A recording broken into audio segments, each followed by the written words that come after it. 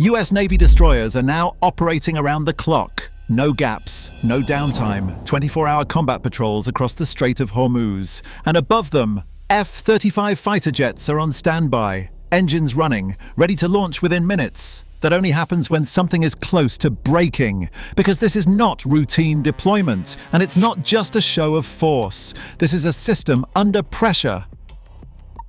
The Strait of Hormuz has always been one of the most dangerous choke points in the world. Nearly 20% of global oil passes through it every single day. But right now, that flow is not normal. Tankers are slowing down. Some have stopped completely. Others are waiting outside the strait. Watching. Waiting for one thing: certainty.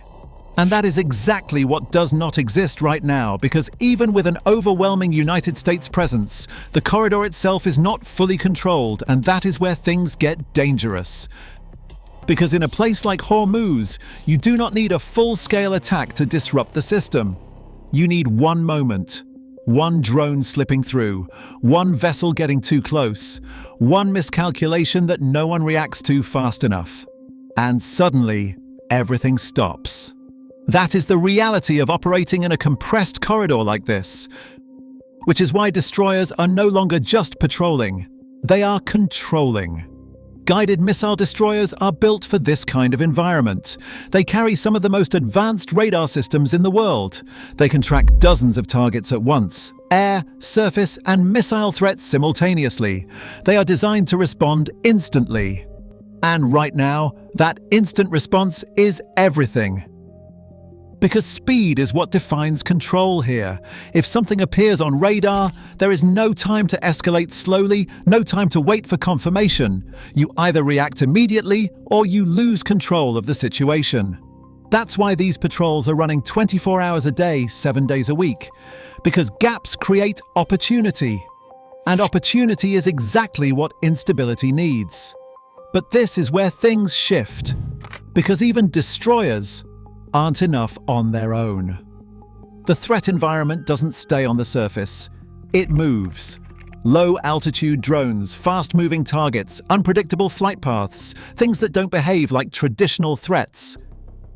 And that is where the F-35 changes the equation, because the F-35 is not just a fighter, it is a sensor system. It sees what ships cannot. Its radar can detect targets far beyond the horizon. Its infrared systems track heat signatures invisible to standard sensors. Its onboard systems fuse everything into a single real-time picture, and that picture is shared instantly between aircraft, between ships, between command centers, which means the moment something is detected, everything responds.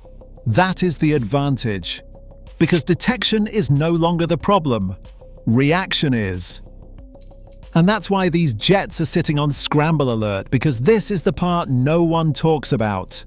It's not about having the most advanced systems, it's about how fast you can use them. Minutes matter here, sometimes seconds, because once a threat enters the corridor, there is no space to absorb it, no buffer, no margin. Everything is already compressed, which means every reaction has to be immediate. That's what this system is designed to do. Destroyers below, F-35 jets above, a layered response network built to eliminate delay, because delay is where things go wrong. And right now, there is still risk.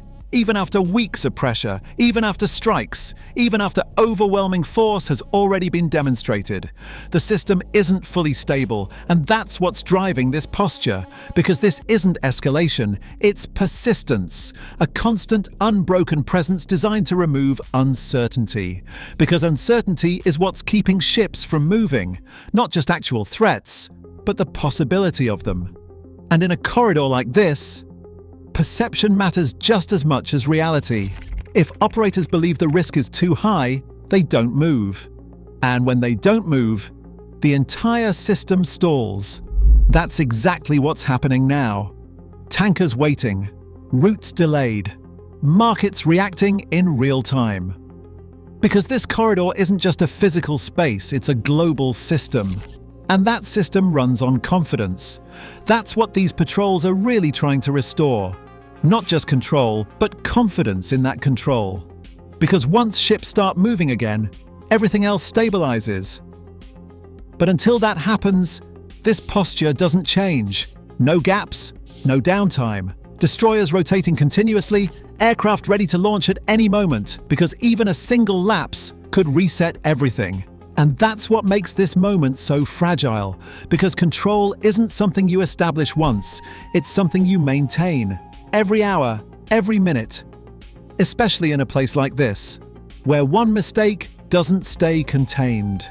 It spreads through shipping lanes, through energy markets, through global systems that depend on this corridor functioning. That's why this system is being pushed this hard, because anything less creates space, and space is where disruption happens. That's what's being removed right now. Every gap, every delay, every moment where something could happen without immediate response.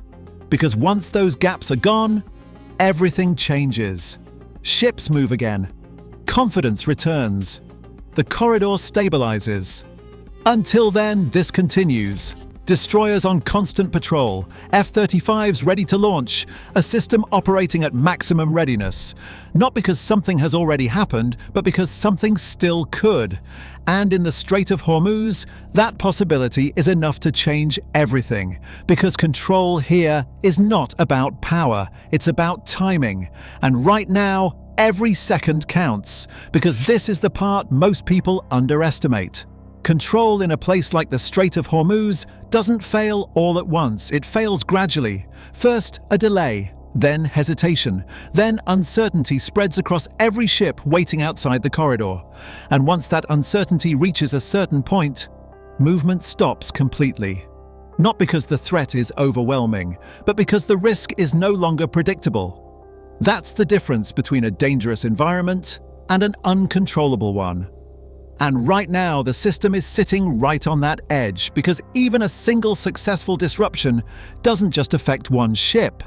It changes behavior across the entire corridor. Insurance rates spike instantly. Shipping companies reroute or delay. Command decisions become more cautious. And suddenly, the entire system slows down.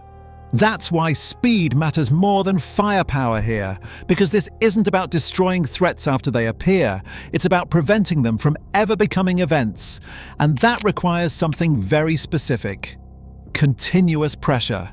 Not occasional patrols, not periodic surveillance, but constant presence. That leaves no space for timing. Because timing is the only real advantage in a compressed corridor like this.